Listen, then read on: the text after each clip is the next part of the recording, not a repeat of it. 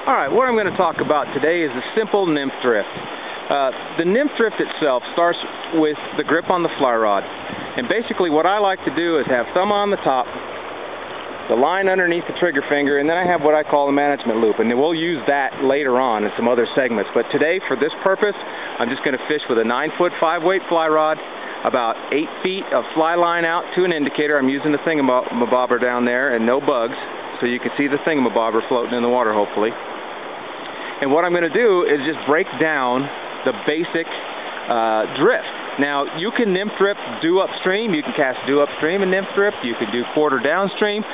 For this purpose right here, we're going to talk about nymphing from about a 45-degree angle upstream, down the middle, to about a little over a 45-degree angle downstream, letting that indicator stretch out, and then putting a position set in it to the side, and recasting. So this is kind of crude, obviously, because I'm holding the camera in one hand and I'm holding the fly rod in the other, but I think you'll get the idea. Now the key here is I want to cast 45 up, and you notice the fly rod is flat to the water. I keep the fly rod flat to the water. It's like it's on a table, because that puts me right out over the indicator. Watch the fly rod. It goes low, then it picks up in mid-drift, and then it drops down as I get to the swing stage. Now, each one of these stages is important. This upper third, the initial stage, you can pick up fish, so you want to quickly get everything in line. The middle stage, obviously, I want my bugs in the right position through there, and then the swing stage, my bugs start coming up through the column, and it simulates emergers, or the fish think it's getting away and they're going to chase it. But the key here, folks, is the fly rod tip is pointing at that indicator the entire time. I'm leaning out into the drift. Now you'll notice I don't have a lot of fly line on the water. This is short line, high sticking. That's all it is.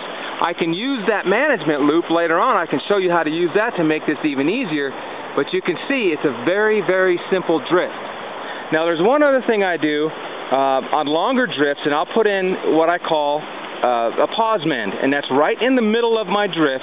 As everything's drifting downstream, an arc forms in the fly line, the leader and tippet below the indicator, just because of the nature of the water. So I'm going to put a pause mend in the middle here. So you watch this. All I do is I just stop it for a second, then I re-chase it. And what that's doing is it allows my bugs to catch up.